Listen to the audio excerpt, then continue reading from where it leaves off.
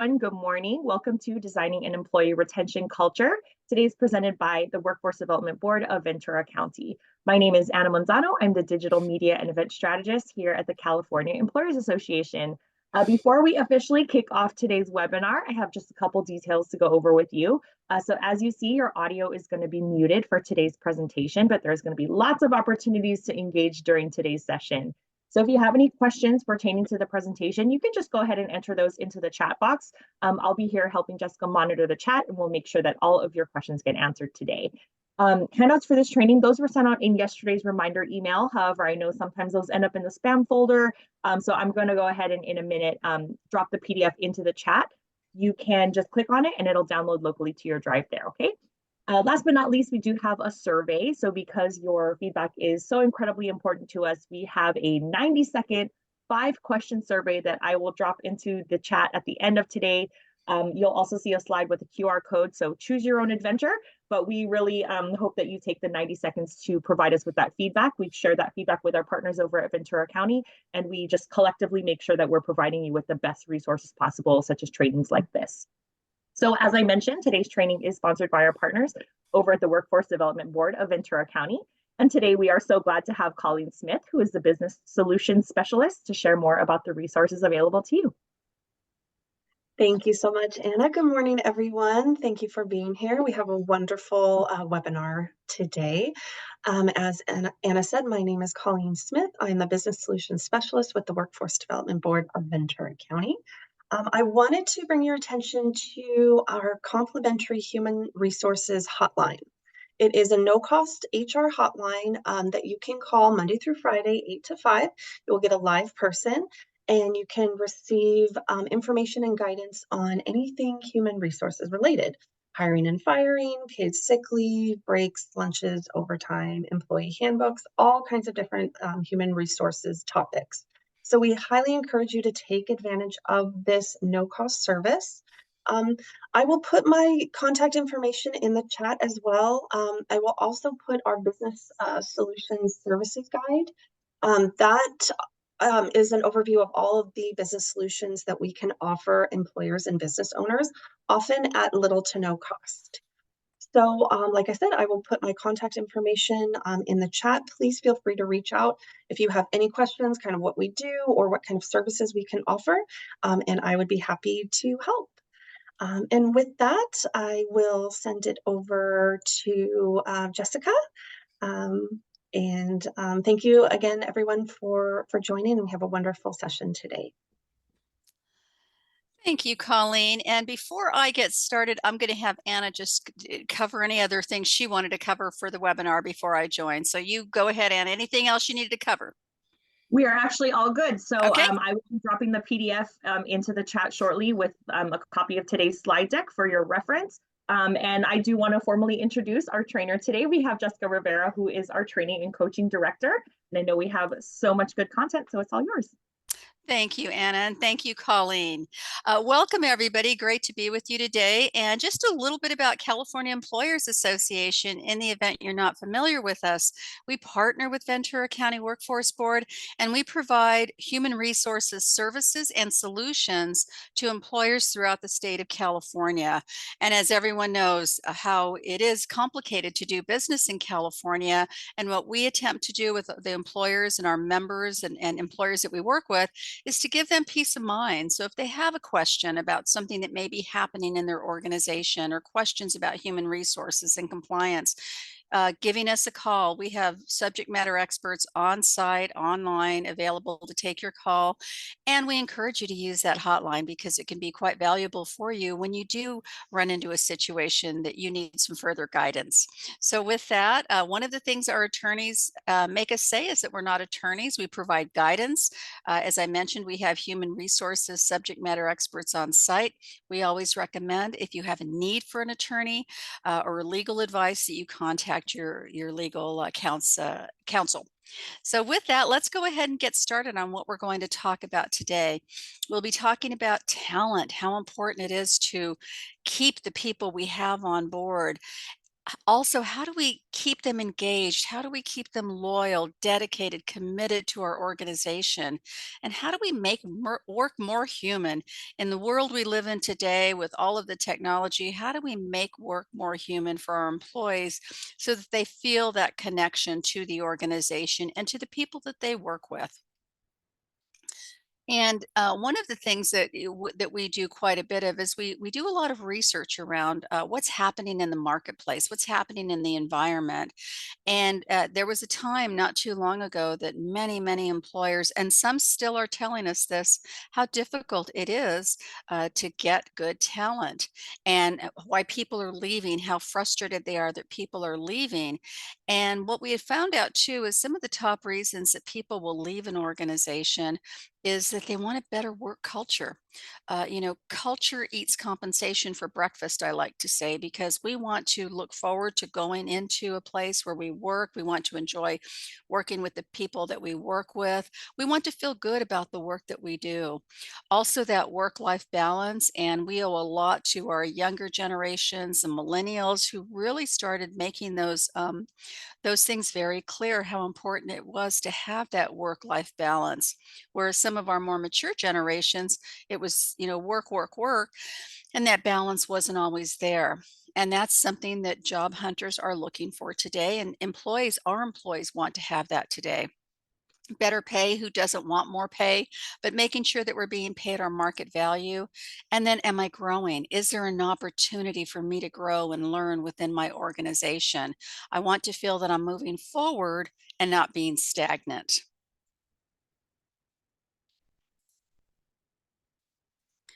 Some additional reasons that we hear about too, from employers, from employees, the work that we do, and we work with companies throughout California and also throughout the country who have employees here in California. But additional ones are, my leader doesn't seem to really care. I don't feel motivated by my leader. Again, the compensation, but the meaningful work. Do I feel that I make a difference in the work that I do? Do I feel that I have a purpose in the work that I do? Who am I serving? Am I doing something for the greater good? Employees today tell us, I want to feel that I'm making a difference in the world, and I want to know how my contribution at work makes a difference for my company also. Another reason, too, is work expectations. We are all very busy, no doubt about it. As a matter of fact, earlier I was doing some training on another subject, and we were talking about how many decisions we have to make on any given day. And the latest number I've seen is adults make 35,000 decisions a day on a number of things. Some are just, what I'm going to wear today for work. But when you couple that with unsustainable work expectations and all the things that we have to do in today's world, it gets to be a lot. Also, well-being. Does my employer care about my overall well-being? Are there things for me are there wellness programs? Are they things that take a look at the whole person? And then also the professional growth and the work environment. Again, back to that culture, back to that workplace. Do I have a voice in my company? Am I able to talk about things that are important to me? And does my company value that? Do they value everything I bring to the company? My life experiences, my career experiences, my knowledge, my background, my education, all of those things. Is it inclusive? Do I have that voice? Here's some things that people have told us why they would come back to a company. And as you can see, much of it is just the reverse of what I just talked about. But do I see a career path for me? And maybe I'm in the technical field. Maybe I don't want to be a leader. Maybe I don't want to grow in the leadership career path. Perhaps I want to grow in the technical space. Are there opportunities for me to grow within my organization? And then, of course, the compensation. Am I being paid market value? Am I getting a good wage for the work that I do? Is my work something that I value? Do I feel I make that difference, as I mentioned before? How's the flexibility in my workplace? I do recruiting consulting, and many times people, when I interview candidates, they are not asking, they're demanding that flexibility in the workplace and saying, is there going to be a hybrid opportunity or is it remote? Same thing with our employees, too. Do they have flexibility within their workspace and their work schedules? Do they work with people who are working well together, reliable, supportive, responsible people? And then again, back to my well being. Is there support at my company? One of the things that I coach employers on too, when they are advertising for a role or when they're talking to their folks during performance management or during their annual review period, making sure that you talk about all the things that you already offer to your employees. Sometimes they don't know what's there and what's available to them. So making sure that we do that.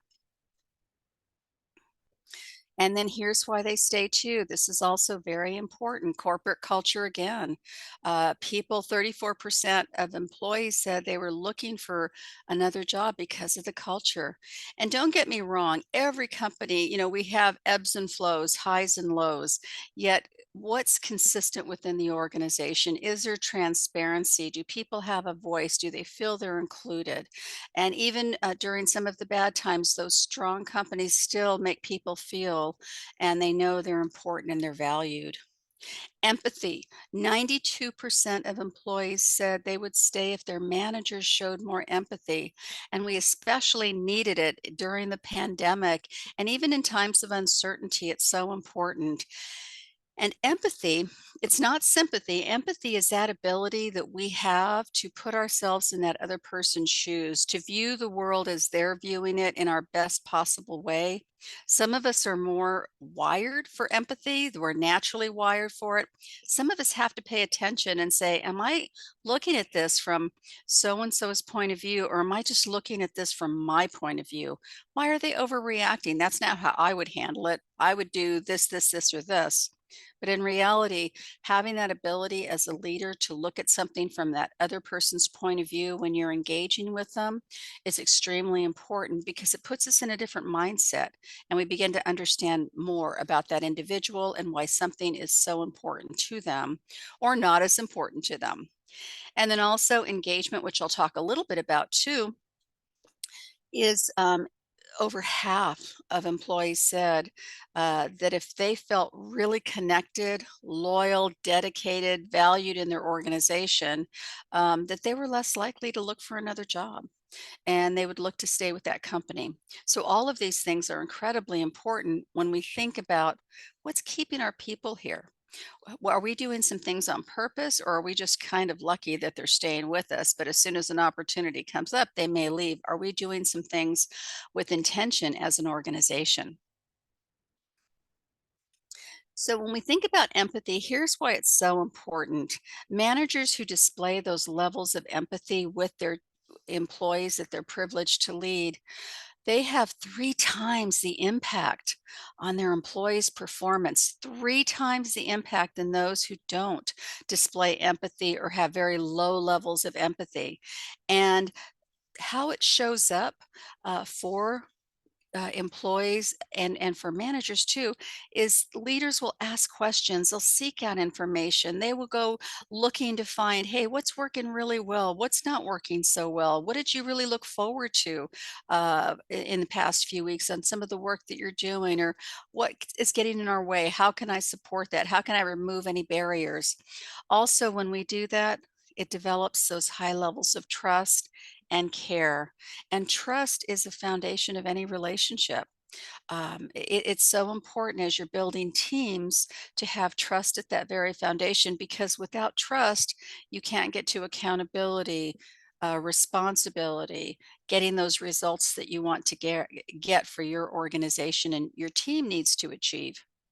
Also, it helps for us to stay connected to our team and it maintains that level of connectivity too. Also, with empathy, it helps us understand our own emotions. We're all wired differently. We're all at different levels when it comes to emotional intelligence. There's certain things that may trigger us, certain things that may get us going that people don't know about us. But when we stop and ask ourselves or pay attention, am I looking at this from the other person's point of view?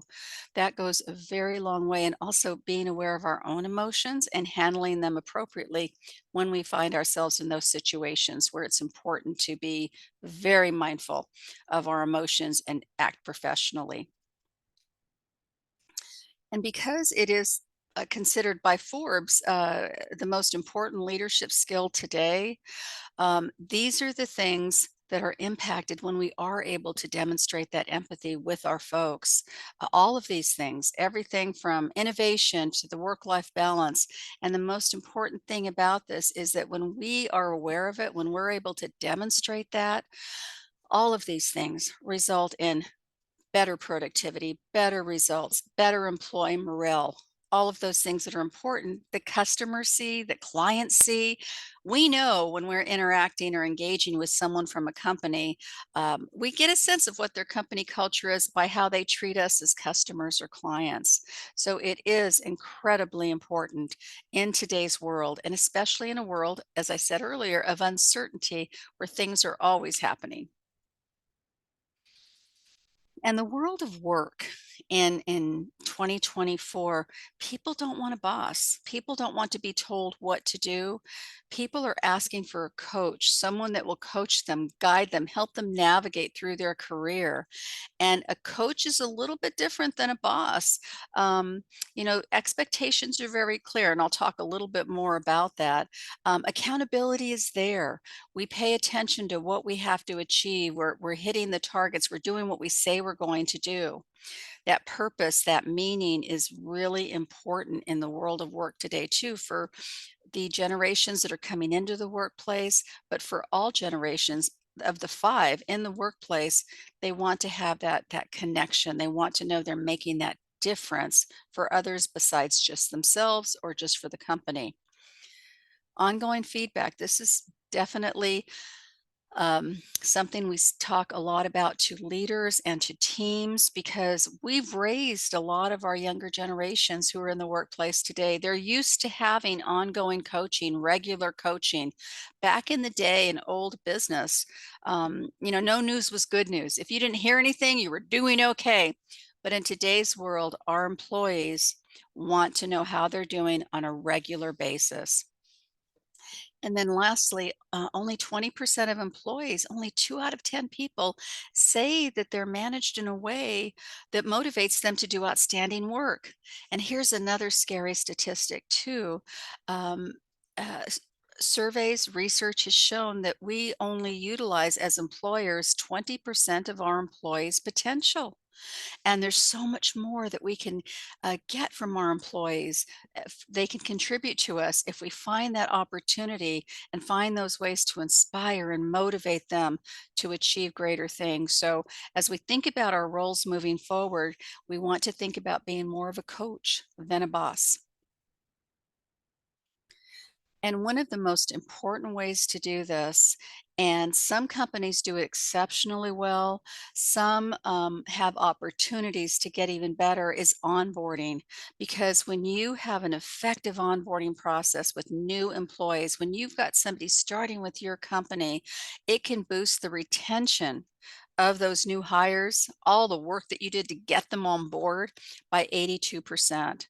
And that's according to Glassdoor, and it hasn't really changed.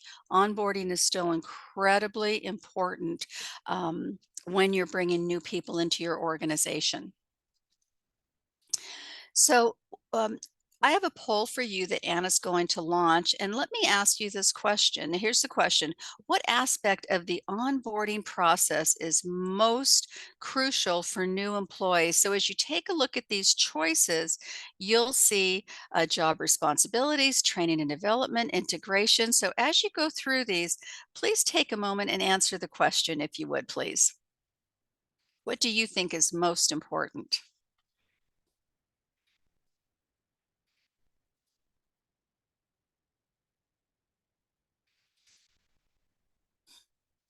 Okay, good. Yep. And you're absolutely right. All of them are critically important when it comes to onboarding folks. And it's everything from A to Z once they're on board. And if I could just add one more thing to this that is really important to remember is everything matters when you're recruiting. You can really impress someone during the recruiting process by your process, how you're treating candidates, your responsiveness, all the way through the entire onboarding process. And think of recruiting too. Are you getting those best candidates? Am I getting back to those people really quickly? Am I treating them like they're important, because that says so much about your company too. Because someone just mentioned earlier that one of the reasons they joined our company was the culture, that they felt that from the very beginning, and talking to folks and engaging with people during the interviewing process too. Because top talent folks, they have a lot of choices. They tend to only stay in the market looking for work for maybe a week, maybe two, before they're snapped up by a company. So good job on answering that question. And then some of the best practices, pre-boarding new hires, making sure that you get that information to them as soon as you can, that they feel like they're really important, they matter. Include your top leaders. Make sure that people know who's joining the company on that day, that they welcome them, that they get a chance to talk with them. One thing that can be so valuable for new hires also is a buddy system, is having someone uh, that they're introduced to, that they know they can go to if they have a question, someone that will show them the ropes. And it can be simple things. Many times, a manager will be there the first day, they'll show them around, introduce them. But after that, are there other people that can help show them things that maybe they're not aware of yet? But to have that buddy system so they feel that they have someone at the company that they can rely on. And then as a leader, you want to check in with them. You want to have those frequent check-ins just at the end of the day, the beginning of the day, middle of the day, whatever works best for you, but making sure you're checking in with those new hires, because those first 6 months are critical. People are asking themselves that question as they're learning their new job. Did I make the right choice? Did I pick the right company? How am I feeling so far with this company? And then your company culture. Many employees will see, they'll feel, they'll experience your company culture, but don't be afraid to talk about it. I encourage employers all the time, put something in your job posting about the culture, that it's an inclusive environment, you work with great team members. I mean, all the things that you do that are great about your company, be sure and include that and reinforce it. And hopefully your employees feel the same way. They talk about that work culture too. Whoever's recruiting for your company, make sure they talk about that culture, because that can be the difference between someone joining your company or joining another company. They want to know that they're going to be part of a culture that really welcomes, embraces, and develops them to do great work. So that's another piece that's really important too. Onboard, it never stops. The culture never stops. So as you're interviewing, hiring, onboarding, and continue to reinforce it for your folks. And then these are some questions that employees should be asking. You should be prepared to answer for your questions too, as well as asking your own employees these questions. Are they able to answer these with passion, conviction, commitment, and understanding? So what do we believe we do around here? Earlier, I told you what we do at California Employers Association. We give employers peace of mind. We provide human resources, services, and solutions. What are my strengths? Do your employees know what their talents are, what their true talents are at the company? Um, and then also, what's the role? What is the role for the employee? Who are their partners? And what does their future look like here? So, as leaders, many times employees are going to be asking you this question, or they'll be talking about this during their performance review. But another way to think about this too is that candidates for your company may be asking you those questions also. One of the questions I recently heard that someone mentioned is a really powerful question to ask when they're interviewing is, what does excellence look like in this job? So, as a hiring manager, as someone who recruits for your company, if you do, are you able to answer that as you're bringing people on board? What does excellence look like in this role? So, some things to think about and ways that you want to answer those also for your employees, but also to prospective employees. And then again, when we think about our existing employees, they're the ones who are here with us, they're loyal, they're committed. Um, we want to be able to encourage their feedback. And so, as we think about the feedback that we can get from even new employees too, questions like these, can they answer it? Can they say that they had a great onboarding experience? Onboarding's not just the first week; it's not the first 2 weeks. It can go on actually for that first year for that company, that employee's career. That first year can be so critical. Um, Will they stay? Will they go? It makes such a difference. And do they have that? Do they understand what the company does? Do they know who they can go to if they need something? And did they have an opportunity to meet all of the leaders their first week or two in the company? And granted, if it's a huge company, that may be tough, but a smaller company, they should have that opportunity. And do they feel prepared to succeed in their job? Do they feel they have all the tools and resources necessary to be successful? So, asking our employees that, do you feel that you're well prepared? Do you know who your points of contact are? What do you think of our company's mission and our vision? Do you have any questions on that? So, encourage that feedback from your employees.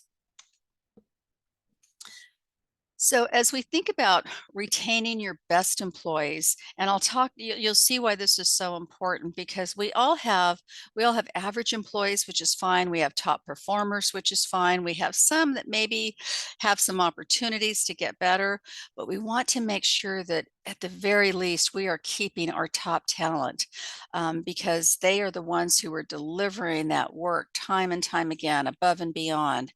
And we have to make sure that we're paying attention to that too, because losing a top player in your organization can make a big difference in your results. So when I talk about top performers, when I talk about engagement, which I did earlier, engagement is that ability, that commitment that a employee has to their company. It's that connection that they see their success company as company success and vice versa. What's so important about this when we think about top talent, when we think about engaged employees, those engaged employees are going to do that discretionary, they're going to give that discretionary effort. They're going to go above and beyond. They're going to be there, give you those great results. We want to hang on to them. We want to make sure we do everything in our power to retain them. And as you take a look here, at any given point in time, sadly, only about 1/3 of our American workforce is engaged at any point in time. Gallup does a survey every year to see what the level of engagement is in the US. Sadly, worldwide, it's a lot lower than 1/3. But as you can see, the most current numbers that we've seen are at 32%. Um, on average of the people who are engaged at their job today. Half are not engaged. And while they're productive, while they're getting the work done, you don't get that discretionary effort. You don't get that above and beyond. You don't necessarily have that psychological commitment or that connectivity to the organization. And then, of course, we go to the actively disengaged, and these folks are there uh, but they are not doing their work. Chances are they're making your team unhappy. Your team sees this, they pay attention to that. These are the folks, if you've done everything you can in your power to get them, to move them to engage, to get them to feel better about work, do better at work, you've trained them, all of those things, and they're still not there and they're making everyone else miserable, you really need to consider letting them go work for someone else, finding a way, working with your human resources department to let them go work for another company because they're damaging your organization, they're damaging your employees. So taking a look at engagement, top talent, we want to make sure that we're paying attention to that and hopefully moving those in the middle, the not engaged, to the engaged area so that we do have those top performers and we're getting those great results for our company. So let me ask you this, based on talking about engagement, and I'm going to ask Anna to launch this poll, where do you think your team currently is today? Where do they show up on the engaged, not engaged, or actively disengaged? Or you're not sure? Please take a moment if you would and answer that.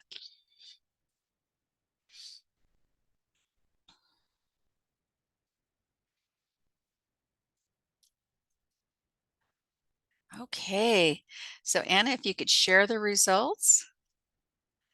Great. All right. So we have 2/3 saying, yeah, I feel pretty good. I feel pretty good about my team. I feel they're engaged and we know we can feel it. We can sense it. We're getting the results.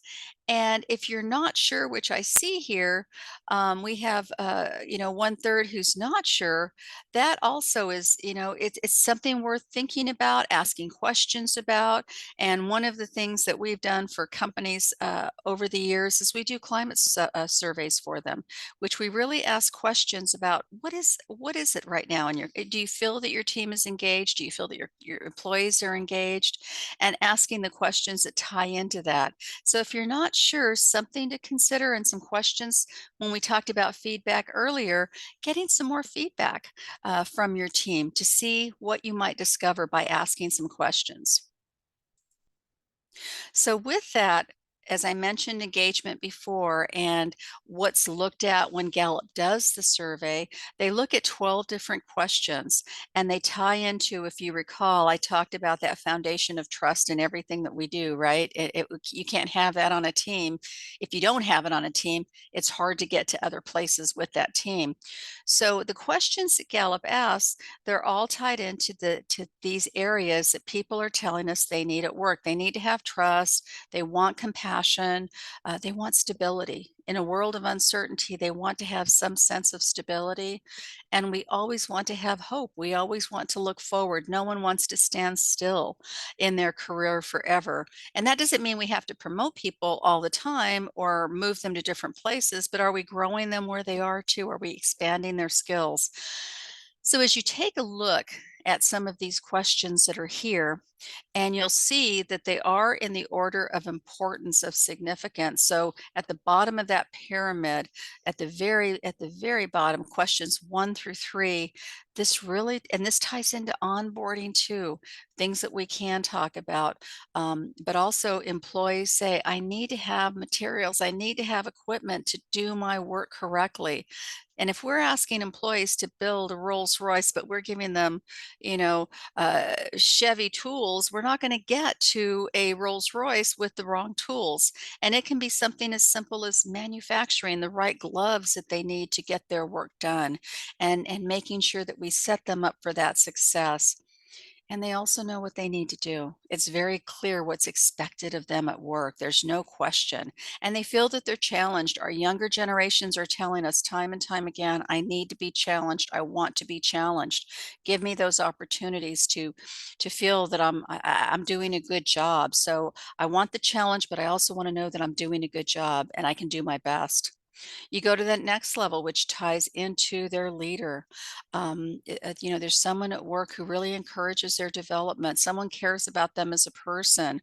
Their supervisor is so important. You as a leader, you're so important to your people. The impact that you have on the employees that you're privileged to lead is significant. And you may never know how great your influence has been. You may never know, but trust me when I say that you are the most important person to your employee, because we have found through research that people don't leave a company, they leave their leader, they leave their supervisor. And then recognition. Are we recognizing our folks? Do you have something in place? Do you have things in place to formally recognize people, to informally recognize people, to allow your team team employees to recognize each other. People need to be recognized. They need to know they're important. Then you go to that next level, which talks about my voice. My opinion seems to count. The mission of my company makes me know that my job's important. I work with a great team. My teammates are as committed as I am. And then lastly, I have a best friend at work. And that ties into, do I have connections at work? Because if your people pay attention to this during onboarding.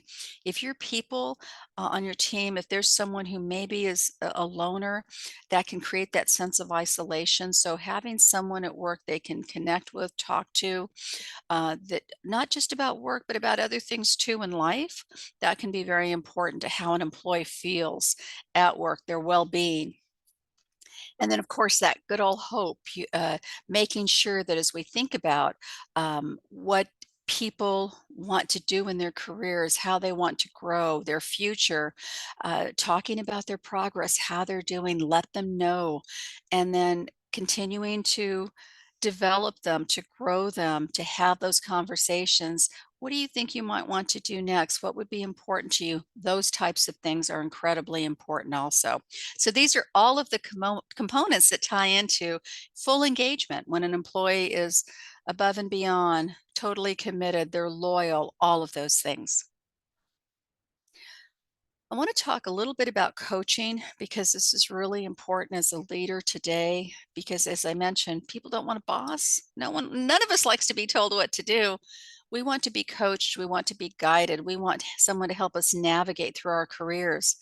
And if we're able to develop people and show them how much we care about them, they will stay with you. They will be committed to the work that they do, and they will want to achieve great things for you and for the company. So as I mentioned before, looking at clear expectations. Are we as leaders very clear on what success looks like in the job? When we do performance reviews, were the goals significantly, were they clear? Were they achievable? Were they realistic? Making sure that people really understand that. Some of us can play in gray areas really well. A lot of us can't. And you'll know that just by the makeup of your team. You'll know who can, who can't. But one of the worst things we can do is put somebody in a place, in a role where we don't even know what success looks like. And if we're not clear, they're not going to be clear. So making sure that our expectations are easy to understand and people know what's expected. And follow back, follow up, go make sure that people understand. Checking in is so important. Find ways to meet with them, discuss with them, and make goals mutual. People who are able to be part of goal setting, of strategy, of making decisions, makes them more committed to achieving those goals. And so making sure that as we do goal setting with them, that not only are they mutual goals, and have a good conversation about it, a candid conversation. Sometimes we may throw a goal out there that maybe is not really attainable. So we need to be able to discuss it and say, we want a stretch goal, but we also want something that's attainable too. I don't want you to give me a goal that's in outer space that I'll never reach in this lifetime. We want to make sure that it's attainable with hard work. Write them down and then agree. When are we going to meet again on these? Making sure that they understand that you will be following up on that. You'll be checking in with them, but making sure that a goal is only a goal if we take the time to write it out, make it clear, and do follow up. If not, if we're just talking about it, it's just a discussion. So making sure as we're doing goal setting with our folks that we go through that process so that they understand the importance of it. And we don't forget, with 35,000 decisions we make every day, we're going to forget things. So if we don't write them down, we are not going to remember. And then continually coaching. Making sure that as you're giving feedback to your folks, that it's observable feedback. It's the type of feedback that looks to what you want them to do in the future. There's different kinds of feedback. There's negative feedback, positive feedback. There's negative feed forward, positive feed forward.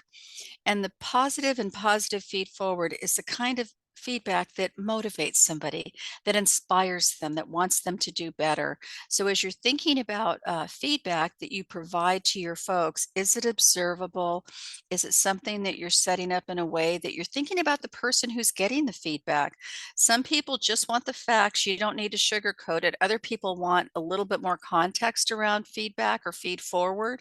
Making sure you're thinking about the person receiving it, making it timely, because if we wait too long to provide feedback or feed forward, they may have forgotten it or it's lost its power to make an impact for them. So making sure that it's timely. And the goal is you want people to continue to grow and learn.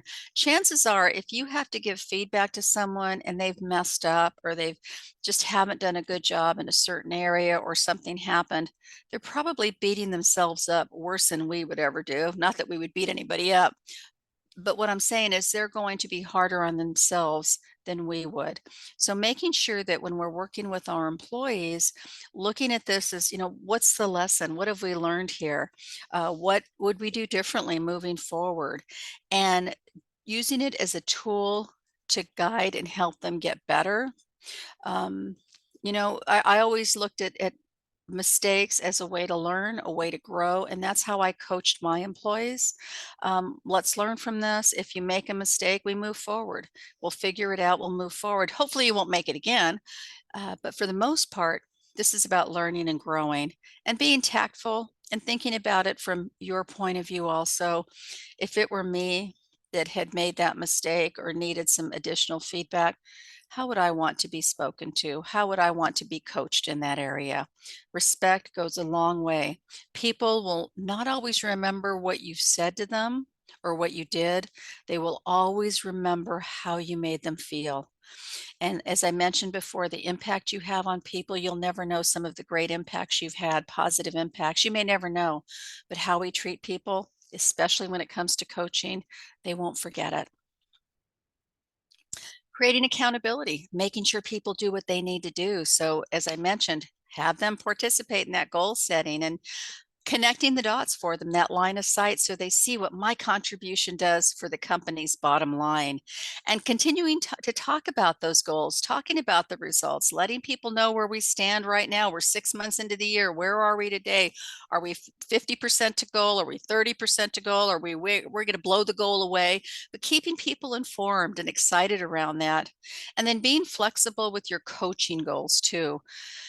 Some people don't want to be coached that much. They don't need to. They're already top performers. Just get out of my way and let me do my job. Versus other people do need a lot more hand holding. Back to the onboarding, new employees, give people what they need and don't paint them all with the same brush, right? And this is really important because as a leader, as a manager, when we give feedback to someone, it sticks with employees. They don't forget it. Some of us have been victims to horrible ways that people have given us feedback, just, all negative, making us just feel terrible about it. But we don't want our employees to feel that way. And employees have said when they are getting meaningful feedback from their leader, um, within like the last week or so, they're fully engaged, even though it doesn't matter how many days they've worked in the office, because feedback is meant to motivate, to inspire, to guide, to coach. And when we think about the feedback we give to our folks, is it meaningful? And does it really, and the other question is this something that I really need to say? And if I need to say it, how do I want to say it? But making sure that when we do that, that it's meant for them to grow, to learn, be inspired, motivated, and move towards great work. That's what that should be. And that's where you really matter as a leader. You make such a difference in how they feel about the company. And I used to tell people that when I had teams that I led, I would let them know, because it allowed me to deliver good, bad, and ugly news, right? I love delivering good news, but sometimes we had tough news we had to deliver. When we're consistent with our folks, when we're letting them know, gosh, I want you to continue to grow with the company. I know what your goals are. Here's some things moving forward. we want to focus on. We want to grow your skills in this area. When we're able to do that, you're keeping them inspired, you're keeping them motivated, and they will feel that connection. So when you have to go back and, mate, gosh, you have to have some of those tough conversations, you've already built that trust, and they know that you've got their best interest at heart. So what coaching can do, it can help you and help others with their career transitions. Sometimes people with a company, they don't know what they want to do. They really don't know if they want to stay in the area they're in, or they want to do something else with the company, or do I want to stay in this career path, or do I want to be a leader? It helps people to earn promotions. Some of your employees may not think they have that ability to be like you, to grow into a certain role. We see things in people that they don't see in themselves, just like someone saw in you potential that maybe you hadn't seen yet. That's why you are where you are today. So it can help to grow people. It can help to develop leadership skills and that presence, that executive presence, how I show up as a leader. It can also help us with how we feel overall, our confidence, our influence, our well-being. And just as important, because it's so important in today's world, it can enhance communication skills. And I teach this stuff. All of us at CEA do a lot of training, but we're always growing and learning in our communication abilities, because as the world changes, as modes of communication change, as generations continue to come into the workplace, we are always looking to enhance our communication abilities. Because if I communicate and you don't receive the message, I haven't done a good job. So we want to be able to be open to all of those areas where we're coached, and we want our teams to be open to those areas where you coach them to continue to grow and get better within their role. And then one thing that can be really helpful for you too are stay interviews. You're familiar with exit interviews. We probably all had one at one time or another where we've left a job or voluntarily left a job, where they want to know, an employer wants to know, gosh, why are you leaving? They ask specific questions, but the damage is done because you're already leaving. So a stay interview is something that can help with retention, and it's different than performance management. It's really a conversation you have with employees where you ask different questions. You ask questions like, gosh, Melody, what do you most look forward to when you're coming to work? What is it about your job that you love the most? Or was there ever a time that you thought, gosh, this job wasn't for me? And these are questions that you can ask employees. You could set up time. It can be over coffee. It can be a phone call. It can be a couple of times a year. I encourage you do it 2 to 3 times with a new employee throughout that first year, because it can help reveal things that maybe they're thinking that they haven't felt comfortable talking to you about. It might help with further insights about what is really important to them that maybe they haven't expressed yet, but it's a way to let them know that they're important. You want them to stay with the company, and you want to have a conversation how you can make their work life better too as their leader. When things were really tough a few years ago with people, the great resignation, as we all heard about, a lot of companies were actually giving stay bonuses because they wanted their employees to stay and not leave and take another job. So a stay interview is really about having that informal conversation. And we have a toolkit. CEA does have a toolkit that gives you some great questions to ask and goes into much more detail.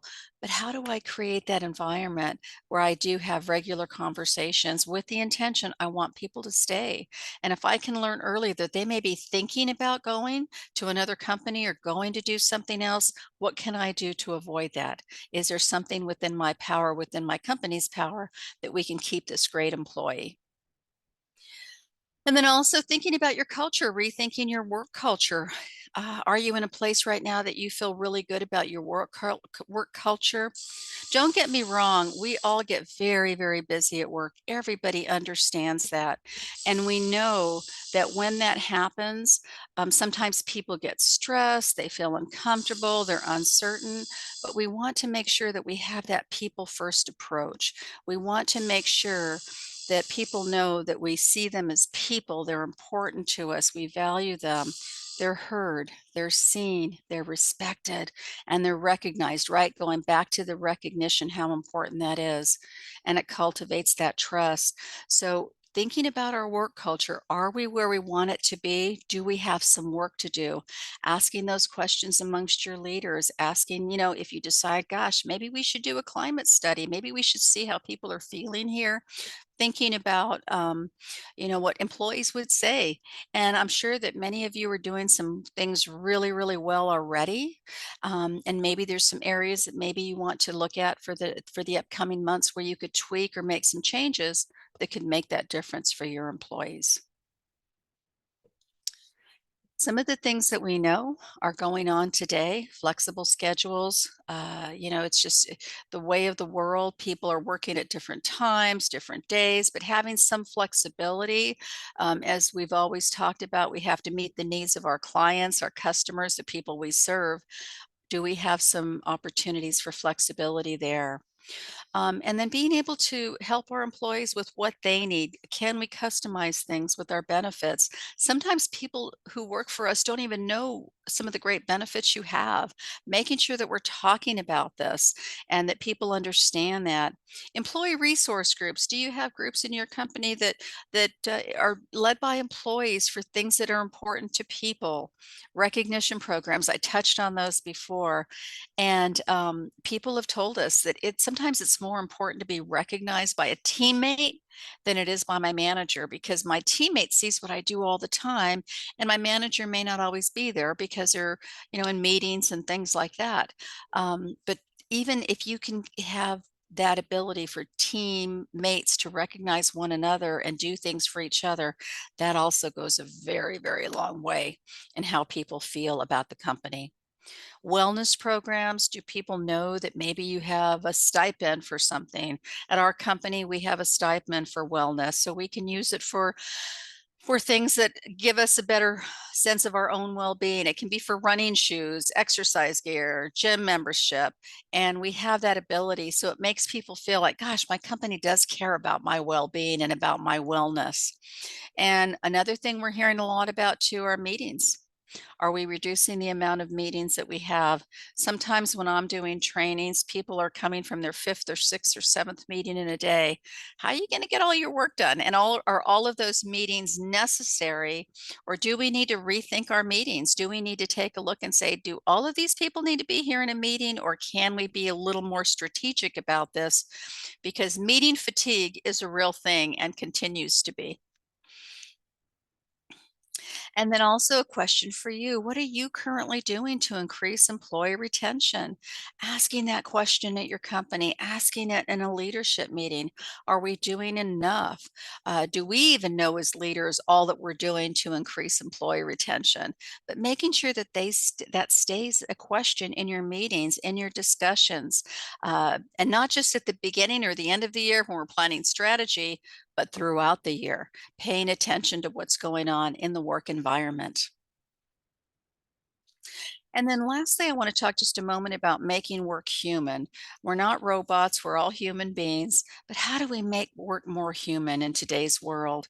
We want to thank people, let them know how important they are to us, turn our gratitude, our gratitude, when we can turn it goes into action. When people feel appreciated, recognized, valued, they tend to want to do more. And then talking about our shared sense of commitment, the things that we do at our organization, our commitment to each other, our commitment to our customers, our clients, to our company, and celebrate. We cannot celebrate enough, whether it's, anniversaries, birthdays, milestones on projects, achieving great things at your company, finding those reasons to celebrate. And it can be things that don't cost money. It can be anniversaries, recognizing someone on their anniversary, one thing that we really appreciate in our company is that on our anniversary every year, our CEO actually writes a letter to us to tell us how much we're appreciated, how we're valued, and all the contributions that they see that we make every day that matters to the company. And we're a smaller company, yes, but you could be that person doing that letter for your own employee, letting them know how much you appreciate them. And we all have the standard anniversary gifts or anniversary recognition, but when we make it personal, it makes a big difference for our people. And then, of course, when we can do those things, that will also help with all of these things here. And, I started talking about employee retention and employee engagement, and I want to end with that because it's still so important moving forward, that we keep that in mind, that we keep that top of mind as leaders, because it ultimately results in better customer service, better results for our company overall. And then also some other ways to retain your very top talent. They're listed here. I've given you a lot of information in this presentation, but I want you to have it to go back and look at it again. But keep those communication lines open, making sure that you stay close, connected to your folks. Listen to the things that not only are said, but pay attention to those things that aren't being said. What are you picking up on? And creating those opportunities for them to grow and do their best work. And then with that, I'm going to turn it back over to Anna. If you have any questions at all, or you want to ask anything, we have a few minutes left. But with that, I'm going to turn it over to Anna to give us our codes for today for the training. And I want to thank you folks. It's been a pleasure talking with you today. So with that, Anna, here we go. Yes, ma'am. Thank you, Jessica. Always delivering such amazing content and in just such a beautiful way. Today, your codes for continuing education, HRCI is 666360, SHRM code 24-NVJ6H. Also, if you will turn your attention over to the chat as well, I did drop a link to the next training that'll be happening on May 21st, again, sponsored by our partners over at Ventura County. So thank you again to Colleen, Cynthia, Micah, your entire team behind the scenes for gathering everyone live today and just making sure you're providing these amazing resources for employers. So we really encourage you to register for that training. It's going to be leave laws in California, which is wonderful. Lori, I see your question. I will drop the handout into the chat one more time for you in just a second.